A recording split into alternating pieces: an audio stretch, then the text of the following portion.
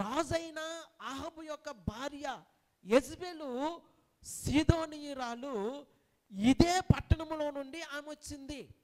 ఇప్పుడు దేవుడేమో దైవజనుడైన ప్రవక్త అయిన ఏలియాను తిరిగి ఆమె నివసించిన పట్టణానికి సమీపముగా ఉన్న సారేపతును ఊరికి వెళ్ళమని తెలియచేస్తూ ఉన్నాడు. ఇంకా మరొక మాటలో చెప్పాలి అంటే దేవుడు ఏలియాను తన శత్రువు యొక్క టెరిటరీలోనికి పంపిస్తూ ఉన్నాడు. ప్రియులారా, కెరీతు వాగనేది బాగానే ఉంది.